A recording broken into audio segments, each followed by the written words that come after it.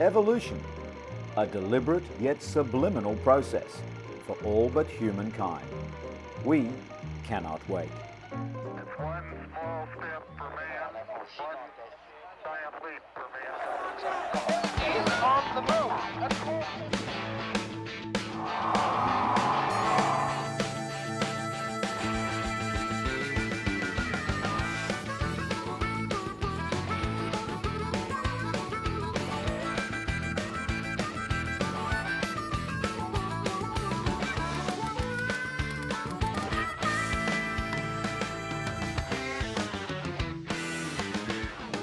Coming up in this edition, in 1983, the America's Cup was won by the Australians.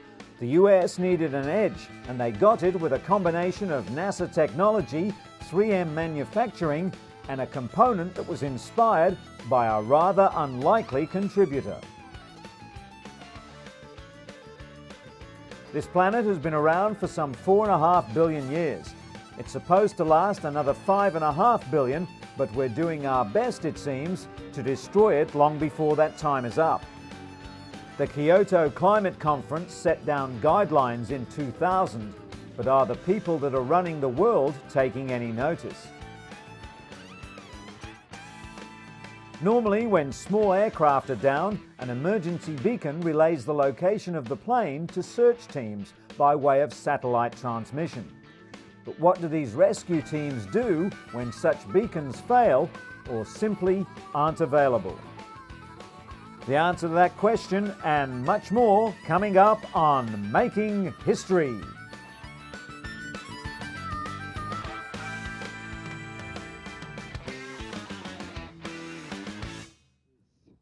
French Guiana, December the 10th, 1999. The seconds tick away to blast off for the latest mission of the European Space Agency, celebrating its 25th anniversary. A massive Ariane 5 rocket lifts into orbit the world's most advanced X-ray telescope. It's called Newton, after the famous 18th century British scientist. 3 British-built cameras on board will spend at least 2 years capturing invisible rays from distant galaxies, trying to shed light on the violent origin of the universe and its future.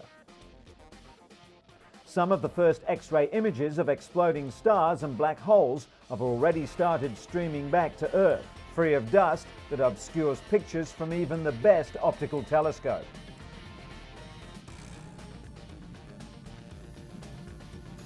The mission is the latest part of the science program of the European Space Agency, a collaboration of 14 countries to fund research in space.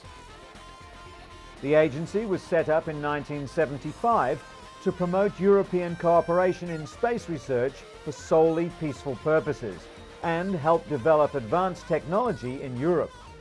Joint funding made feasible space exploration programs that no single country could afford. All 14 countries contribute to the agency's central funds, according to the size of their GDP. This finances the major scientific missions like Newton. Canada also participates in some programs, and there is collaboration with the American Space Agency, NASA, on others.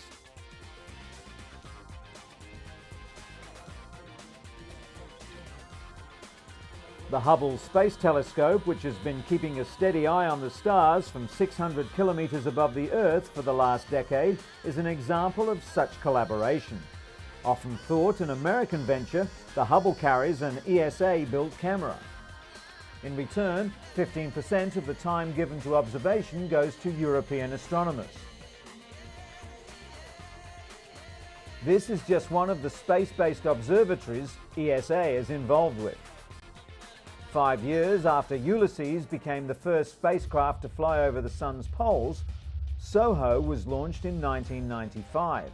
Sitting between the Earth and the Sun, the SOHO spacecraft has been sending back pictures of the Sun's atmosphere in visible and ultraviolet light.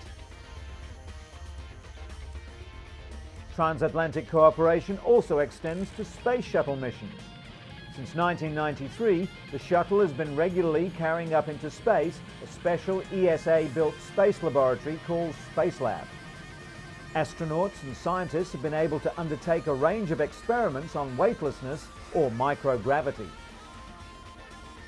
From 1978 onwards, the ESA has been involved in building and launching communication satellites, now in day-to-day use for television and telecommunications. Some of the early launches, though, were spectacular failures. Yet this didn't stop the rapid development of a satellite market. This is the latest in satellite technology. Using a new laser-link system, the Artemis satellite is designed to handle both communications and navigation data.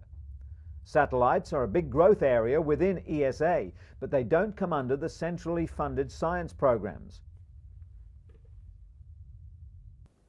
Climate change, pollution, and other environmental threats like the recent fires in Southeast Asia are best monitored from space.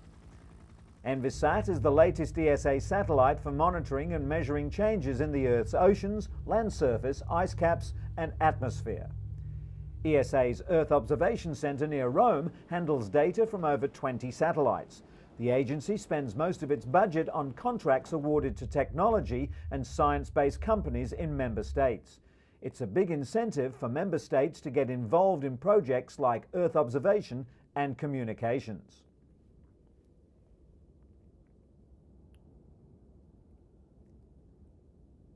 The sun rises on the biggest space project underway today.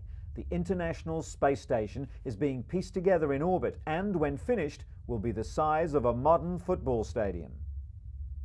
10 ESA members are collaborating on the project.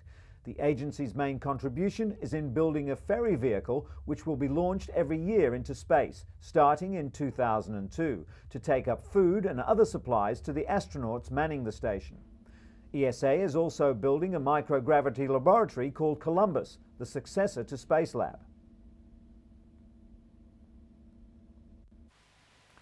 Like all space agencies, ESA has known disaster as well as triumph over the years.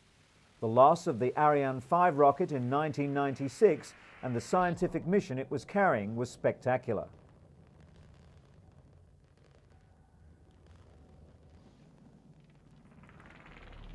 But Cluster, a mission to monitor the sun's effect on the Earth's magnetic field, has been revived and is due to blast off again.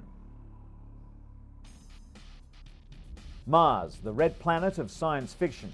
A lifeless desert? Or is it? Is there water under this dusty, rocky surface?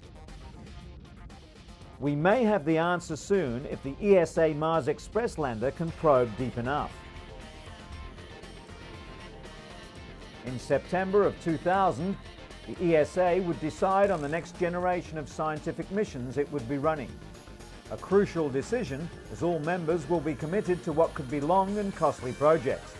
One is expected to be a mission to Mercury, the hottest planet, being closest to the Sun.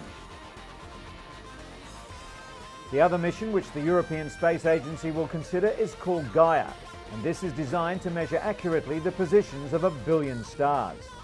By monitoring the positions of stars with unprecedented accuracy, scientists hope the mission will show them how the Milky Way, our galaxy, was formed. While these two missions are being considered, others are already airborne. Right now, the Cassini spacecraft is flying towards Saturn, carrying a European Space Agency probe which will explore one of that planet's moons. Delving into the history and makeup of the universe, as well as monitoring our own environment and helping communications, these are the twin aims, theoretical and practical, of the European Space Agency as it enters its next quarter century. And by July of 2001, space scientists were celebrating the first anniversary of the successful launch of the Cluster mission, which explores the interaction between the Earth and the Sun. Now scientists are for the first time getting detailed information from the magnetosphere, the protective magnetic bubble around the Earth. The nuclear powerhouse that is the Sun is constantly shooting streams of electrically charged particles into space. When this solar wind crashes into the Earth's magnetic field, the magnetosphere, it can break through, damaging orbiting communication satellites and affecting the weather. It's possible to see these solar particles as the aurora borealis, the shimmering lights in the sky near the Earth's magnetic poles. Interest is high as the 4 satellites of the cluster mission begin beaming back data from this cosmic battle zone hundreds of kilometers above our heads. The cluster mission was effectively extended when China announced its first joint venture in space exploration with the European Space Agency. When they are launched at the end of 2002, China's double star satellites will take over some of the experiments currently running on cluster. They joined in cluster at first to share and be involved with the analysis of the data. Then they made a proposal that they could fly some of the cluster instruments on their spacecraft, and as a result, very substantially enhance the science in years to come. ESA says China will not be using the joint mission for military purposes and points out that 2 Chinese rockets will now be used for launching satellites rather than to any aggressive end.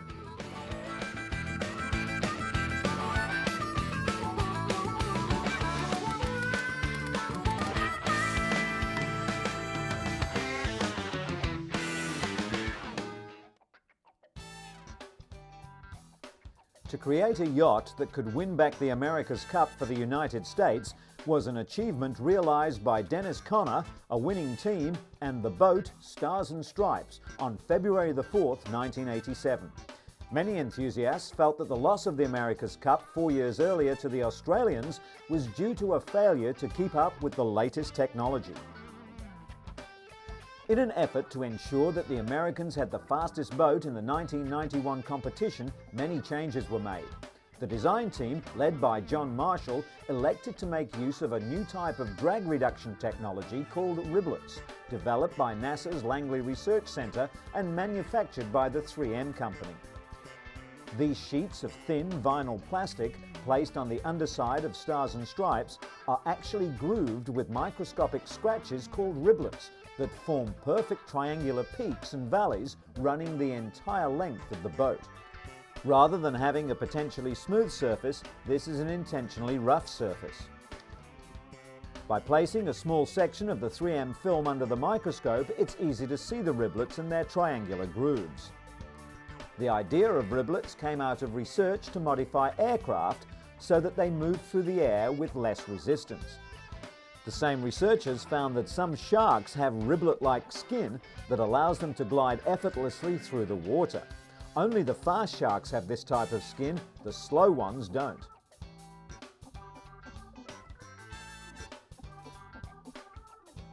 It was engineer Mike Walsh who originated research into riblets at Langley.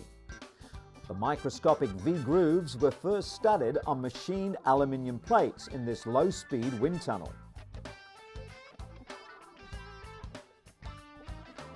3M then developed a way to put the riblets on vinyl. Test samples of the riblet film were flown by the Boeing Aircraft Company. The reduction of skin friction by riblets is about 6 to 8%, and that transfers directly into savings by the airline industry of roughly $300 million a year.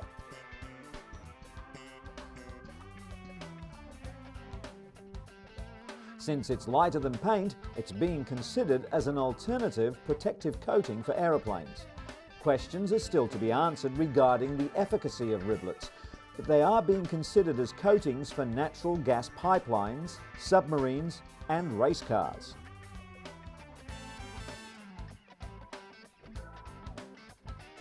NASA's riblet technology, a high-tech solution that helps keep America on a competitive edge.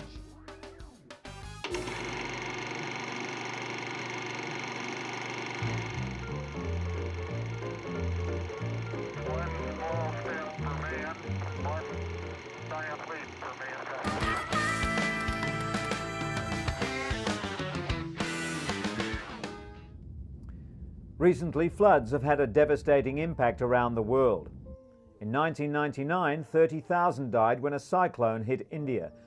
And in March of 2000, hundreds of thousands of people in Mozambique were stranded by floods caused by a massive cyclone. Extreme weather around the globe has fueled speculation that the world is beginning to see real long-term changes in climate. Global warming caused by the buildup of greenhouse gases is thought to be the cause. Global warming is caused by a blanket of gases that envelop the Earth, raising its temperature.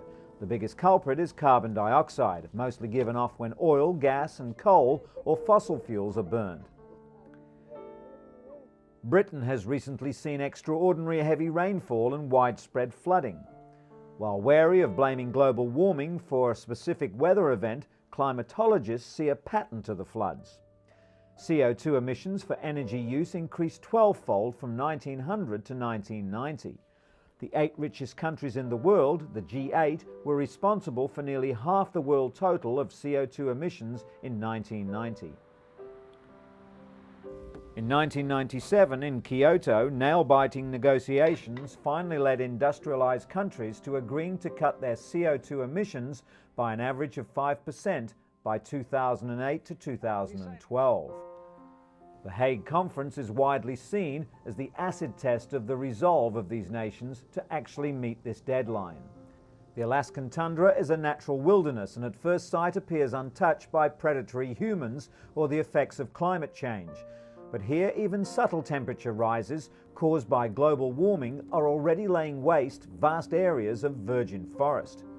We found that habitat all over the world is threatened by global warming, and the speed with which that warming occurs is going to be critical to the survival. The temperature change doesn't kill the trees. The effect is more insidious. A parasite called the bark beetle is multiplying to an astonishing degree, destroying 90% of the trees in some areas of Alaska. Insects, being cold-blooded, can complete their life cycle twice as fast when the weather gets warmer. The bark beetle, which normally has a 2-year life cycle, now goes through its life cycle in 1 year. Forests are becoming a controversial factor in the climate change debate at The Hague. Because soil and vegetation absorb carbon dioxide, some countries are hoping to use them as a way to avoid reducing their CO2 emissions. Countries like the United States propose buying up forest at home or abroad and offsetting the carbon soaked up by the trees against its CO2 emission quota. It's known as the carbon sink argument. Environmental groups are very wary. There's a lot of uncertainty about how much the forest can actually absorb and what will happen in the future. In Tasmania, Japanese companies are cutting down ancient forest and replanting the area with fast-growing plantations, claiming credit for creating a new carbon sink. Local environmentalists see this as a commercial scam which will only exacerbate CO2 emission. The actual clearing process to establish those plantations, the burning that results after the forest clearance, and the ongoing logging for pulp production is contributing to further production of carbon dioxide. Another way some leading industrial countries hope to avoid actually cutting their greenhouse gas emissions is by buying up other people's quotas. Climate change, as well as modern intensive farming, is blamed for the steady decline in the number of field birds like linnets and skylarks in Britain, for example. The Royal Society for the Protection of Birds is taking a keen interest in the Hague Conference and the wrangles over carbon trading. Far from the political discussions in The Hague are the snowy Altai Mountains in Mongolia, home to one of the most endangered animals on Earth. There are only about 7,000 snow leopards left in the world. Now, Mongolian Buddhist monks are helping to save this beautiful animal from extinction. Buddhism was suppressed during 65 years of communist rule in Mongolia. Since the Soviet Union collapsed in 1990, the faith has flourished. Buddhists have now reintroduced a traditional ban on hunting the snow leopard and logging sacred sites. It's an example of the Sacred Gifts Initiative, a partnership between the International Conservation Organization, WWF, and 11 of the world's major religions to promote local conservation. Another sacred gift focuses on cleaning up toxic waste in Lake Erie, one of the Great Lakes of North America.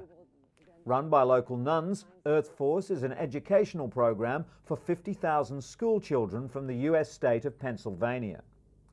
If governments are unable to come up with a constructive approach to resolving the Earth's problems, then these local initiatives are the only hope.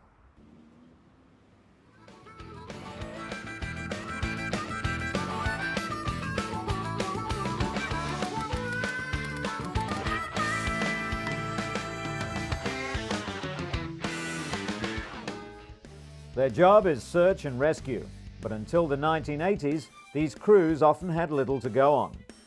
This changed when locator beacons became mandatory on small boats and planes. In an emergency, the beacons emit a signal that is picked up by a series of satellites and relayed to search and rescue forces. This effort has saved more than 3,000 lives over the past 10 years, but in situations where a locator beacon doesn't activate, rescue teams are again forced to cover sometimes thousands of kilometers, hoping to locate the craft before it's too late. Looking for a way to increase the odds of success in these beaconless searches, researchers from NASA's Goddard Space Flight Center made their way into an isolated, heavily forested area near San Francisco.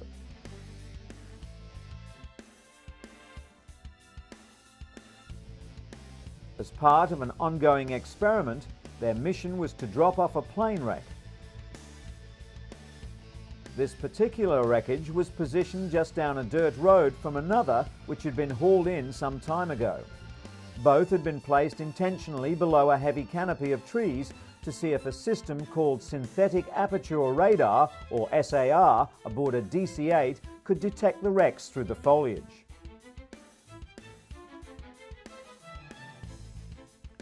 The goal was to evaluate whether this special type of radar, traditionally used in geographic and forestry studies, might also be a useful tool for search and rescue teams in crises where no locator beacon information is available, or where bad weather or trees make it impossible to see a downed plane from the air.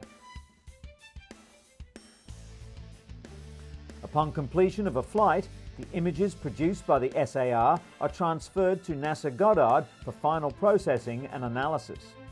The bright spots are things on the ground that could be the target wrecks. By filtering out features known to be part of the everyday landscape, such as buildings and towers, the location of each wreck is isolated. In bad conditions, it's not uncommon for the lives of rescuers themselves to be lost. It's hoped that searches augmented by the new synthetic aperture technology will save the lives of the rescued and rescuers alike.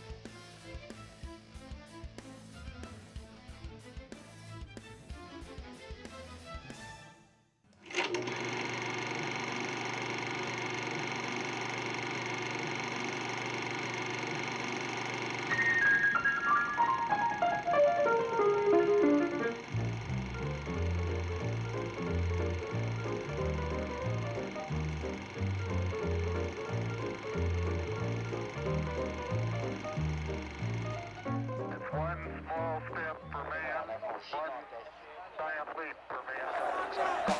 Is on the move.